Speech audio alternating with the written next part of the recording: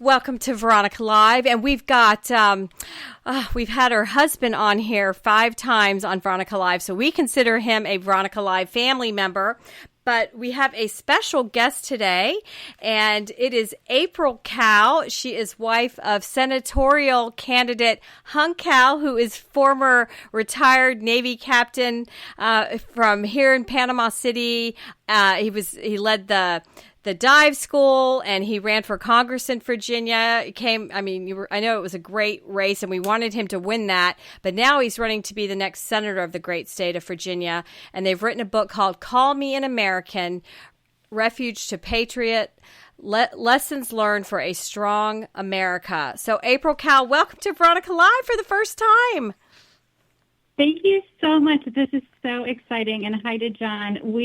Hung has loved being on your show, and it's like coming home for him. We had such a great experience living in Panama City, really one of the most patriotic towns we have ever lived in, and loved calling it home for 3 years.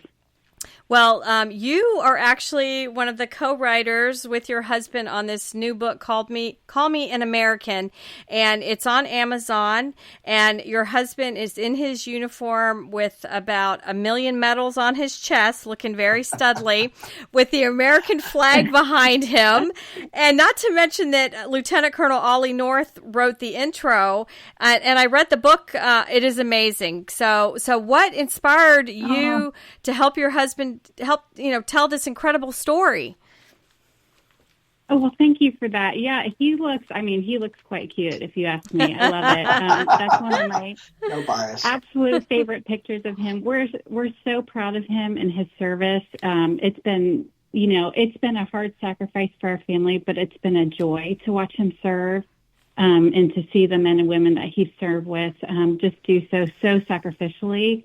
And there were a couple of reasons we decided to write the book. Like you said, Veronica, he ran for office in 2022, and it was really an eye-opener. We weren't super into politics in the military. That's not really the thing that you do.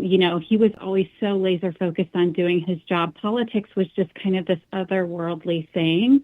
But he really still felt that call to serve in a really different way after he retired. And one thing that we kept hearing on repeat is people kept telling him, we love your story. We love your story. There was so much sacrifice there. And anybody who interacted with him just loved, just this fiery spirit. You meet him and know him, and you just know that he's a fighter. And people, I think, were drawn to that, and they wanted to hear more of his story. And we thought, this would be really amazing because it's not just his story, it's his family's story.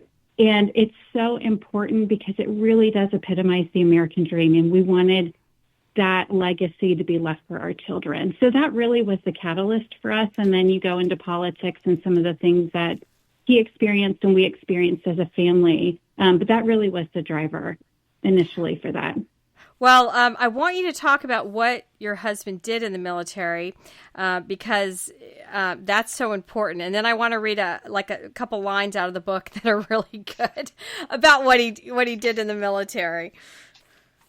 Sure. So Hung was in Navy Special Operations for 25 years. He began his career as a Navy deep sea diver. So proud to be a part of that amazing community. And that was really the cherry on top when he got to command the dive school in Panama City Beach. And then he became an explosive ordnance disposal officer and had, several tours of duty, combat deployments in Iraq, Afghanistan, and Somalia, and spent his time in the military going all over the world. He was part of the FBI's Joint Terrorism Task Force.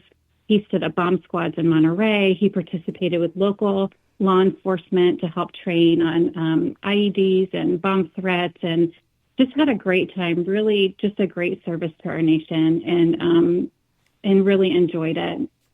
Well, in the opener with Ollie North, Ollie talks about your friendship, and he wrote, years ago, I asked Hung, what does it take to disarm a bomb that could kill you in an instant? And Hung said, trust in our Lord and steady hands. And Ollie was like, he wasn't joking. So, that's what came out in the book was the strong faith that your family has, and that the Lord is such a part of your family. So talk about that, because obviously that's a scary. I was married to a fighter pilot, and sometimes people crash and they died, and this is a very it's a tough job. So tell us how faith. It really is. It really is. And, part of his job as a diver would be recovering, unfortunately, victims of crashes, airplane crashes, helicopter crashes. And unfortunately, some of them ended up being friends of his. And, when you've talked to people who've gone through combat deployments, it really is, there's trauma, there's stress, there's a lot. And so for us, it just kept coming back to faith. Faith in why do we keep doing it? Why do we keep putting ourselves through this as a family? And it always went back to faith. Faith, how do you get through those really difficult times when you lose friends, when you experience things yourself? And we talk about that in the book a lot. We talk about, when he was deployed and had, certain experiences, and he had, a petty officer who worked for him, and he said, sir, aren't you scared? And Hung just said, listen, at the end of the day, I'm just as safe on the battlefield as I am in my own bed, because the Lord knows when I'm going home. And so he felt like he could do his job. It is. And he really felt like he could do his job well because he had that confidence of faith. And he would, every time he left and he deployed, he would tell me, if I don't come home, it's okay. I'll just be sad, that the kids won't know me. And that was the hard part, but that was a part of his willingness to sacrifice, and our family's willingness to sacrifice for this country, letting him go. And so faith has been a really central part. And another point we make in the book as well is, America was built on faith. I mean, the founders of our nation had such a strong faith in who they wanted Americans to be and what they wanted this country to be. And that's really important that we keep embodying it. I know that a lot of people, they desire this really strong separation of church and state, which is a little bit of a misnomer. But we need people who are willing to stand up for all faiths and all beliefs. That separation isn't necessarily always good for our country. We need people who have such a strong faith that they are willing to stand up for people who are weaker than them and say, no, this is not okay. And we've seen how the church has taken a back seat in a lot of cultural issues that we now find ourselves, in a little bit of a predicament with, because they were quiet for a long time. We needed that strong faith. Well, I wanted to, talking about these issues, you are a mother of 5. You've been a wonderful wife to your husband, who was in the military for 25 years. And one of those issues that's out front, and I've become very vocal the last few months in politics and fighting back, is this wonderful kicker, Harrison Butker, that spoke at a Catholic college about how his wife is, gladly being a homemaker and raising the children, and he's so thankful for that. So because you've done that, and you homeschool your children, and it's just one of the most important jobs, and you've chosen to do this. How do you feel with all of this?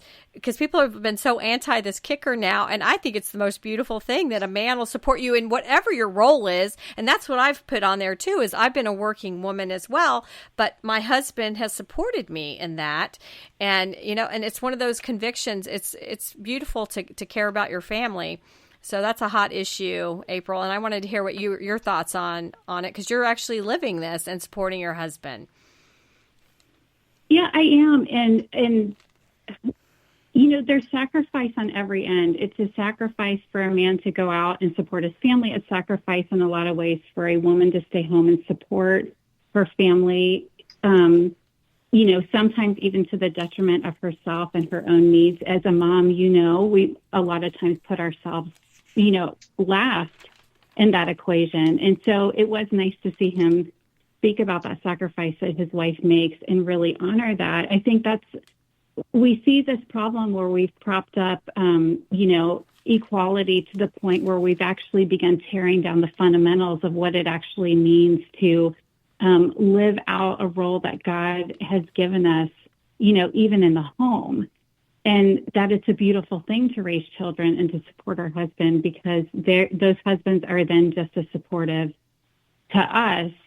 And it's important. And I think we've gone a little bit down a rabbit hole with that, where we have told women that, if you are not out doing outside of the home, then you're not being all that you can be.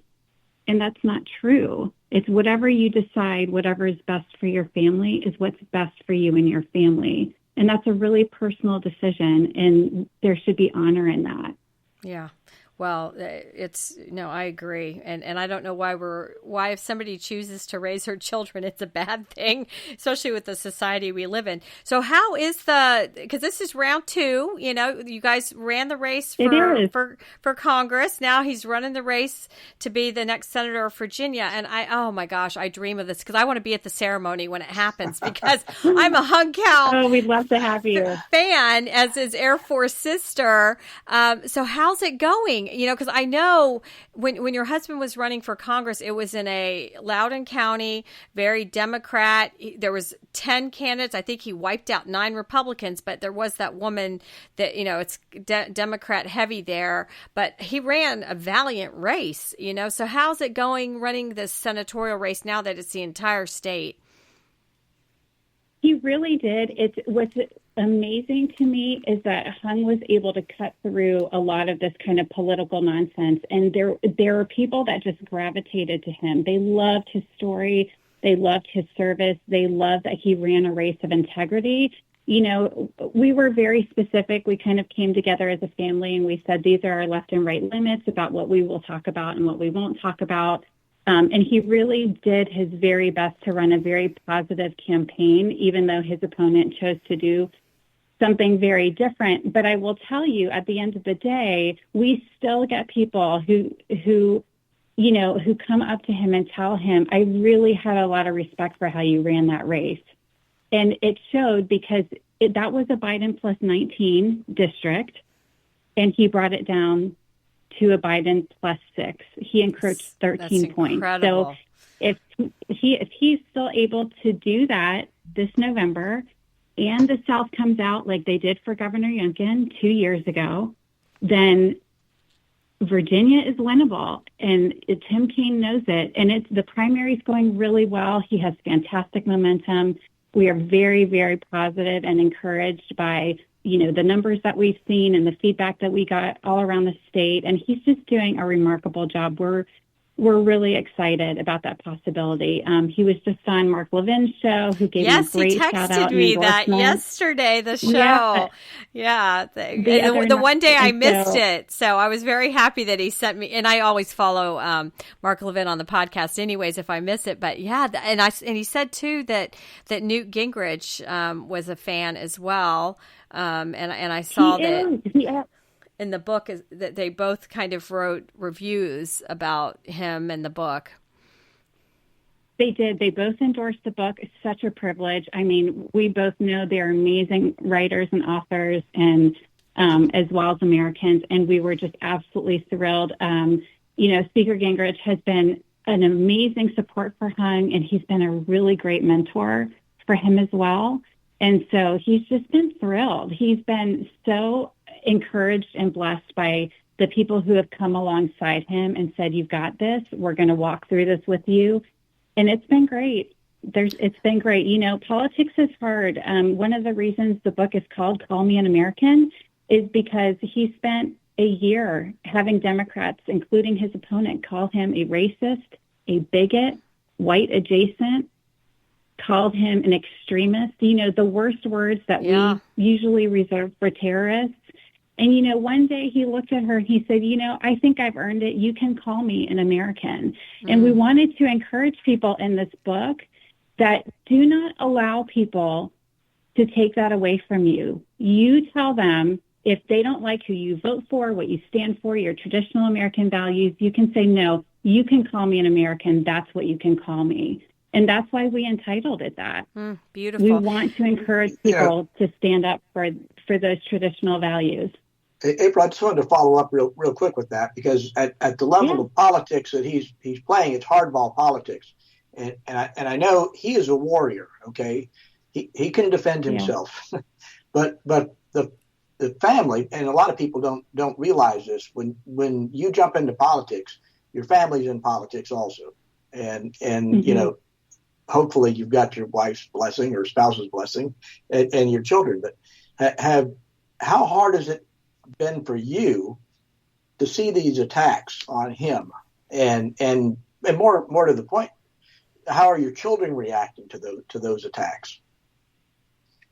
That's a great question, and I really appreciate that. Our oldest is 21. He's at the Naval Academy, and I think he was almost our biggest concern because he's not as insulated. At home, especially with homeschooling and the kids being educated at home, we can control that a little bit more. With the younger kids, we chose not to have them very hands-on in the campaign. People sometimes don't know boundaries with family members, and we wanted their privacy to be respected. It's also why we don't talk about them too much in the book. Each of our kids has their own story to tell, and we want to respect that, as well as on social media. So I think our older son is who we were a little bit more concerned about. He's out in the world and what people would see. But he handled it beautifully. He was very proud of his dad and continues to be proud of his dad. Obviously, we don't want him to feel like, he is in his father's shadow. He is his own man, and we want him to grow into his own man. So we hope that he can keep that for himself. And so far, so good. I think love to hear that. Yeah, he's a strong kid, so we're very, very proud of him. I think for the rest of the family, I would say as Hung's wife, my biggest challenge is, people are willing to lie to advance themselves, which is incredibly sad. You should be able to speak of your own character, your own policies, and your own views, and that's what we believe we should be able to stand on. You fight for your own agenda, your own ideology. You fight for that yourself. Tearing someone down, especially other Republicans, really is why we're not succeeding as a party. And so for me, when I hear people who have said, I saw it was written that Hung did this or Hung did that, it makes me cringe, to be honest, on the end, because I know my husband and I know his integrity. And that if someone were to believe that, not knowing who he is, it hurts my heart for him, because he has lived a life of sacrifice, and he has lived a life where he has stood by his men, and he has served them so faithfully and been so loyal, and he is such a loyal person. But that's just part of that good and bad that you take with it. We spend a lot of time in prayer together, and you just have to learn to let those things roll off of your back. It's, easier said than done, but we're learning. Yeah. Well, I've always told that to John, because I started politics after I retired from the military, and I dreamed about it. And I've seen more dishonesty and lies in the Republican Party, even locally, that I'm just, I'm shocked, because when you come from the military, like one of the Air Force core values is integrity first, excellence in all you do, and service before self. That's how I've always rolled, even before they were core values. And that's not how everybody rolls. But I wanted to ask you, how did you meet Hung Cao? When did you guys meet? Okay, so this is a fun story. When I was 14, and you're going to have to get some of this from the book, the time will line up. Hung is 6 years older. He was 19 years old, and he was on a sabbatical from the Naval Academy. And I read that story, which was very amazing, of perseverance. So everyone has to read the book to see what happened to him at the Naval Academy. I was shocked. I had no idea. And I'm like, oh my gosh, because people are not dedicated like your husband's. So it definitely shows the dedication, but we won't give it away. But he is, my gosh, wow. Yeah, just perseverance, for sure. And so during that time, he was teaching, because he was a black belt in Taekwondo, and he had done some professional kickboxing. And so he was teaching my younger brother Taekwondo. And so I would go with my parents, and I would watch my brother. And gosh, there was this really cute Asian kid, teaching my brother. And he had six-pack, and he was fierce, and, I just thought he was so cute and cool, and he actually became a friend of our family. All the parents loved him. They were drawn to him. He was so good with the kids. He was such a great leader and mentor to them. And so our family actually kept in touch with him when he went back to school. We later on, I was 20 years old, and I just thought about him. It had been a year or two since we had connected. And I called the Naval Academy, and I said, I have a friend who went there, and we've not been connected. Is there any way I could get in touch with him? And she said, well, honey, I can't give you his information, but if you send me a letter, I will forward it to you. And of course, this was a little bit before cell phones and all that stuff. And she was so kind. And so I did that. And a week later, I came home from work. I was already out on my own, living on my own.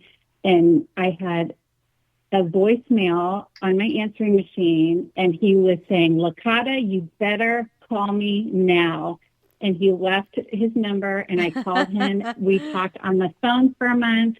We started dating. He deployed for 6 months, came back, we got engaged, and then the rest is history. We've been married for 25 years. With 5 children. Oh, my gosh, that's so cute. Yes. She fell in love with the black belt. Oh, my gosh, that's adorable. I did.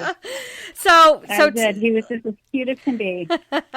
So, April, we adore your husband, and literally, when I was a child, I lived on Guam, and so the Vietnamese refugees came through Guam, and I was doing judo because my dad was a black belt in judo, and I was in 3rd grade and did a demonstration in front of all the Vietnamese. And so, I've always been impacted by the fall of Saigon and having all these refugees on Guam.